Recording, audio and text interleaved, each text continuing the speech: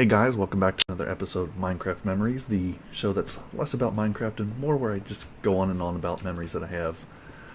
I decided I didn't like the ceiling this low. I think I need to raise it up a little bit higher. Maybe we'll throw in some of these white speckled stairs. I think that could be a good effect. Last episode we talked a little bit about elementary school and things I remembered from there. Today I was thinking, I actually remember some pretty bizarre memories that don't quite fit into the whole scheme. I know that memory is a fickle mistress and that sometimes she is a little bit less accurate than one would hope.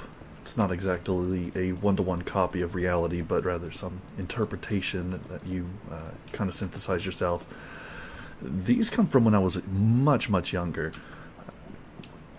I can almost pinpoint one of them to the exact day because it was when we were bombing Iraq during the first, the first time we decided to do that. This would have been in '91, I believe. I was playing in the living room. We were in the small trailer at this time. I believe Dad was at work. Mom was watching the news, and I think I said something to her, and she got very serious. "Kyle, not now. Go play somewhere else." You know, obviously back in the 90s we were kind of new to the whole perpetual war thing. We've got it down pat now, but you can understand why she was worried. The reason this memory stands out is because of not what I remember directly, but what I remember remembering, if that makes sense. Make of this what you will, but as soon as she told me that, and I was about 2 at the time, I remembered being much older and having to comfort a wife and I think a child. I feel like there were 2 children involved, but one of them was out of the picture for some reason. And I had to comfort the wife during a similar kind of a similar situation. Like I said, make of that what you will. It's a little bit of a bizarre one, and you can read into it with past life memories and what have you. But that one was bizarre.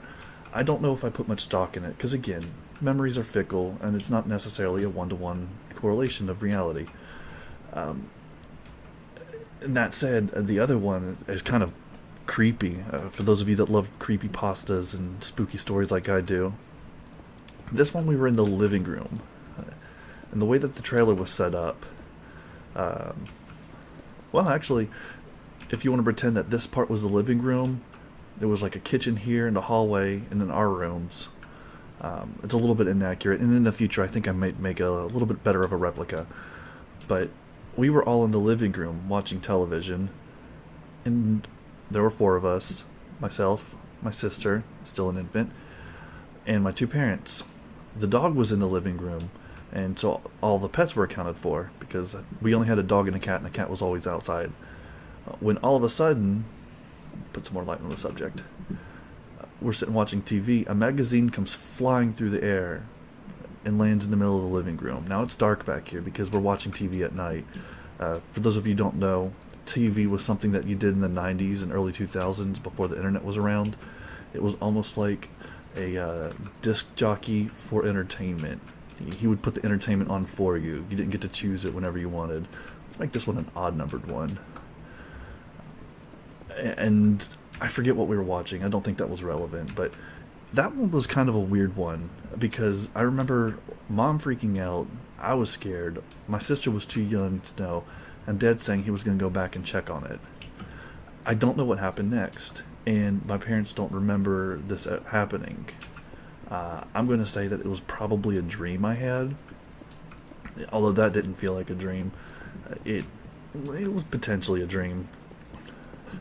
Speaking of dreams, man, when you're a kid, reality's a little bit more up in the air than it is when you're an adult. When you're an adult, you have things figured out. You understand most of us understand what's real and what's not. When you're a kid, the idea of reality is much more fluid. Fear lurks around every corner, and the shadows become monsters that take on depth and meaning, and you realize that the world is a truly, truly scary place. Let's throw on some, you know what, let's add some new blocks. What do we have? I've never seen this. Let's make this the red chamber. We'll give this a nice little... Oh, man, that's a pretty cool little stripe. And I think what we'll do is we'll give this a better light source. Gotcha, fam. So a lot of times when I was younger, dreams took on much scarier. And I mean, to this day, still, it happens. I know not just to myself, but dreams, instead of being scary, will be depressing or, give you anxiety. And they take on a little bit more real of a meaning than we would like to give them credit for. I'm going on because I'm just going to tell a stupid story about a dream I had when I was little. I used to watch, I think, America's Most Wanted or something. I used to be huge into those police shows. We'd watch Cops. We would watch America's Most Wanted. So I had a dream that we were watching America's Most Wanted, and they were talking about a bad guy who turned people into masts, like the masts you see on pirate ships, and then used them to sail around the world. He turned people into masts, and he turned my mom and myself into masts. Like I said, pretty stupid dream, but I had it, so I'm telling it. I've had some other crazy dreams. One of the weird things about my dream sequences are the locations are always consistent, to the point that I could actually draw a dream map, and 9 times out of 10, it would, whenever locations are involved, it would actually be accurate. It's looking at the map, which I don't have right now, but I kind of drew one out in my head. It's actually vaguely based off of reality, which I guess makes sense, as I live in reality most of the time. And there are pretty big variations, and there are some reoccurring locations that apparently other people have similarly dreamed about. A long road mere inches above water that spans infinitely in multiple directions, and you're just taking this bridge across the water and hoping you don't fall in. That's been a pretty consistent one. Apparently people have dreams about. Maybe I could build something like that here in the future, but for now I'm going to leave the water area pristine. Yeah, so going back to elementary school, yes, last time I talked about third grade teacher a little bit. Third grade was a little bit of a wild year for me. Miss Carol, you know what, this needs to be inhabitable. Let's throw up. Let's give this place a little bit of decor. Let's throw in a furnace. Oh man, let's do something with iron bars. I love iron bars, but I never do enough of them. Oh, I love in real life, tulips are beautiful to me. I need to do something with those. What in the world? A chorus plant? What in the world? Skulker box. I've seen these already, but I'm still nerding out about them, man. So third grade was a little bit of a weird year, and the reason is because Miss Carroll kind of had a looser classroom management policy. Most teachers will tell you, why don't I have 3 of these now? I guess I love end rods. That last episode started with a good joke that I didn't even realize I made until I rewatched it. Buy stock in end rod. Yeah, end rod stock will last forever. It only goes up, up, up. It's never caused any problems, end rod. I'm funnier than I am in real life, subconsciously. But yeah, Miss Carroll had a little bit more of a loose kind of classroom philosophy. She, right before lunch, I remember my friend Eric and I would get on our butts and do butt races around the classroom, scooting around. We don't need to do too much, just a little bit, just a little twang. We would do butt races, where we would scoot around the floor and race around the desks. Now, Eric and I were kind of the class clowns at the time. I guess someone had to fill that role, and that was us. And yeah, I remember making the class laugh a bit. I think I lost confidence later on.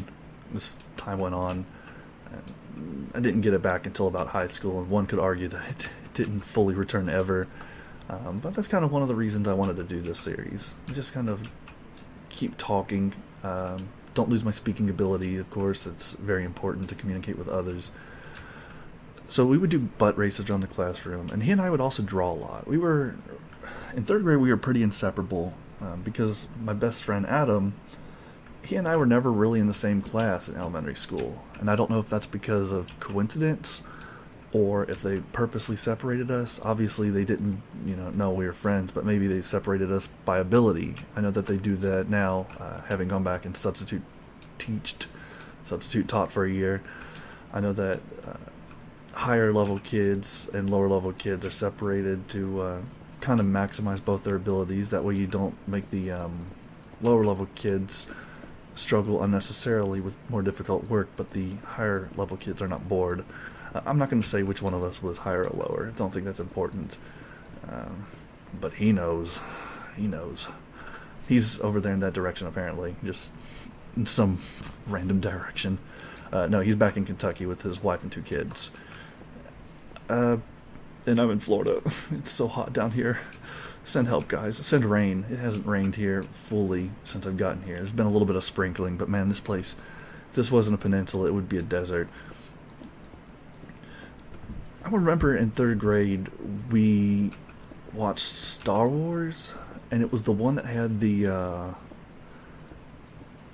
not the Rancor, the big sand pit monster. There was a big sand pit, and there were teeth. I remember we watched that one, and he and I were drawing ships on a piece of paper. We just wanted to draw as many ships as possible. Man, another thing we used to do in 3rd grade is he and I would draw licenses. I don't know which one of us started it, and I don't know which one of us, where we learned it from, but we would get pieces of loose leaf paper lined, and then we would write license, obviously license to kill was one of them, but also license to shark hunt, and license to sharpen your pencil, just stupid things. And these gave us the authority to do what the paper said, because obviously you're not going to argue with the license, that's official. Let's make this a little secret garden. I kind of like this little outcropping here. Why don't we gardenize this? Maybe make it a little bit of a, sort of a Zen sanctuary. We can take the dirt down a little bit and flatten it out a little bit. Maybe not too much. Let's actually, yeah, you're right. Let's not do it too much. We can leave a little bit of wall clinging, but you can kind of make it look a little bit random, but not too terribly. So we would do these licenses, and it was a big shock too, getting to 4th grade and realizing, oh, we're not allowed to scoot around on the floor anymore on our butts. We do this before lunch. Anyone else remember desserts at lunch? I guess the Obama administration ended that with Michelle Obama's kind of healthy lunch policy, which, I think it's a good idea in theory, but I don't know how I feel about it in practice. The area we came from was very low income, and you could argue that low income kids don't need to have snacks and stuff. But for a lot of these kids, these are the only calories they're getting all day. So if you give them 100 calories of an apple versus 500 calories of a cinnamon roll, you can imagine which one's more useful to a kid. Nutrients are important, but so is energy. When I taught on, especially the school coming from the more poorer end of the county, on Fridays we would actually put sneak bags into the, sneak little brown sacks into the backpacks of the poorer kids so they had something to eat on the weekend. That's that kind of county. It's not like Appalachian poor, but it's the same state as Appalachian poor, and not exactly wealthy. But man, I remember desserts in school, and some of those desserts you could get a high premium for. I must have been a smooth talker when I was in grade school, or at least others must have thought I was a smooth talker, because I was always able to usually get at least 2 desserts without having to buy any. You at that age, you never buy food. You always mooch off others. That's what you do when you're a kid. You go and you, hey, you gonna eat that? No? Can I have it? And I guess I did that enough that I managed to get cinnamon rolls. Whew. If you were able to get a cinnamon roll, that was the gold standard of dessert. Coming in a close second, obviously, the no-bake cookies. I'll fight you if you disagree. Some people think no-bake cookies are less delicious, I guess, than normal cookies or brownies. Are they no-bake brownies? They're no-bake something. You don't bake them. but they're delicious. They're like oatmeal and chocolate, and they mix them together. Yeah, I kind of dig that. I'm kind of liking this. To put like a little wooden statue here, or we'll put something here. Oh, we got dragon heads. Let's make it a saint's head. Oh, isn't there a way that you can talk to it? Yeah. No, I think there's a way you can talk to it. What was it? What was it? What was it?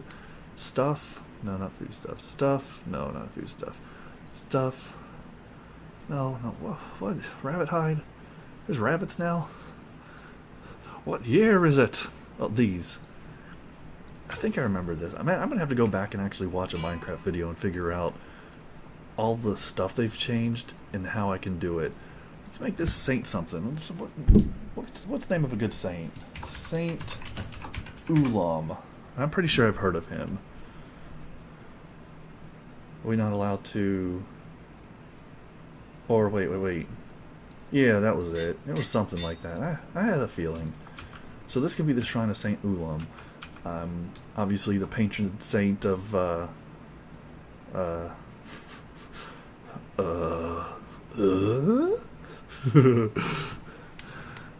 we'll say he's the patron saint of persistence. Give him a little bit of a wooden elevation here, and then put that there. And can you, or how do I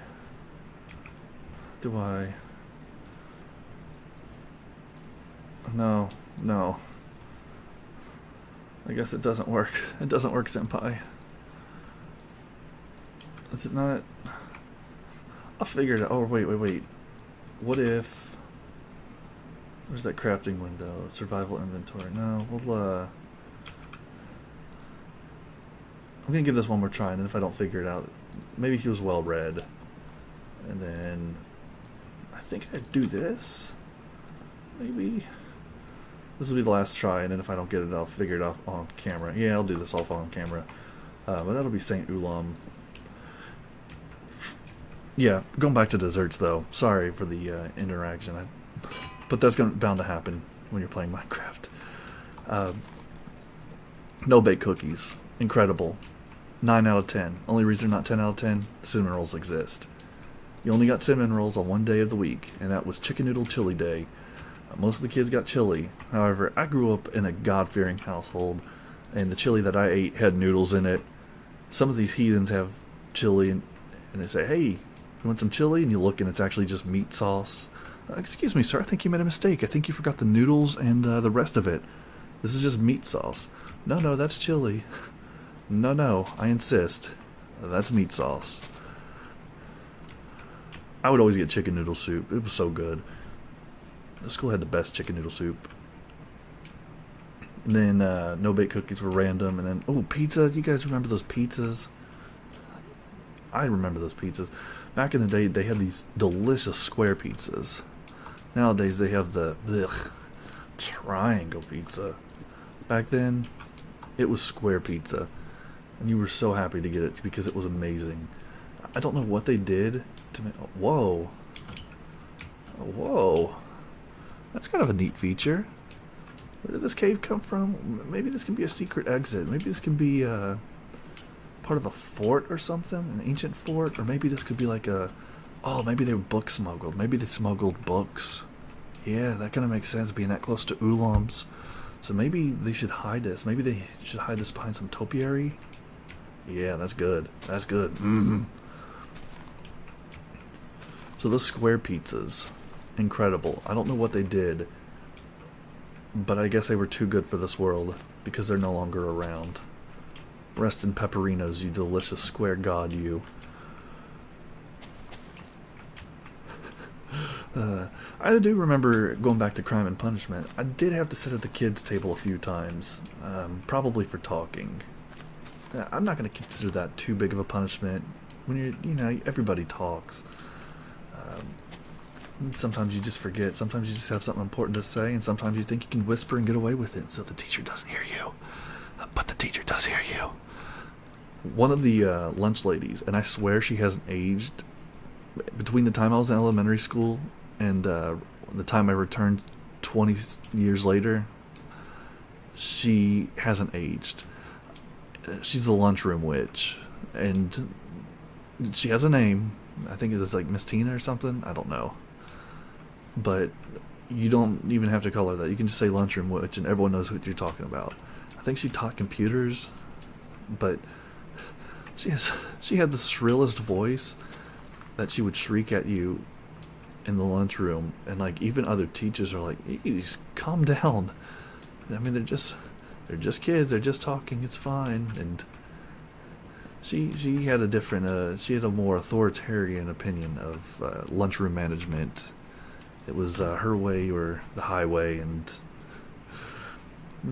I guess that's why they put her in charge, because she could command respect, and if not respect, at least fear. Let's put a little bit of maybe that. Yeah, I can dig it. You come up to the altar and say say a little word for you. Forever and ever, I'll give you my heart. I promise I won't do that again. No promises. I remember in computer class, because she taught computers. There were what if we put these under? Yeah, I could ship this. In computer class, we had these education modules every other day, and then you had this art every other day. And needless to say, I love the art. I've always been a little bit of an artist, drawer. Look what I did, mommy. Oh, good, I'll put it on the fridge. But I wasn't bad with the education modules. But going back to the fact that I was a huge wimp when I was in elementary school, just the biggest crybaby in the world. I remember one time we clicked on the module and I accidentally clicked on the one for the older kids, and rather than just raising my hand rationally and saying, "This teacher accidentally did this," I just started crying. I clicked on one, it went to the hard lesson, and I just cried. Game over, man. It's all over. I'm so sad. I'm so scared. What's going on in the world? I couldn't figure it out. It's amazing I've managed to get this far. Yeah. It's amazing that I figured out how to turn on a computer, record it, and play with blocks. If I didn't have self-depreciation. Well, if I didn't have self-deprecation, I guess I would only have bad English. That's almost t-shirt worthy. If I were actually worth watching, I would put that on a t-shirt. I'm not going to put that on a t-shirt. I'm just going to light up the area because this is a beautiful little canyon, and I think it would benefit from these lights. I know that I've spouted on and on about N-rods, but you know what? Sell N-rod stock, buy glowstone. It's cheap, it's fun, it's classic. You can't go wrong with the glowstone stock. Oh man, you're a little creepy. You're a little creepy. Yeah, but I just started crying when I clicked on the wrong module. And then I remember, and this is the thing, I had the foresight in school to realize that I could make a really cool picture on the art when it was art day, because if you didn't finish an art picture, you got to do it the next day. And if you didn't finish the next day, you got to go back to art again, or I think you even still got to go back to art again. So if it took you 2 days, the third day your group is back doing art, well, it looks like you're doing art again, champ.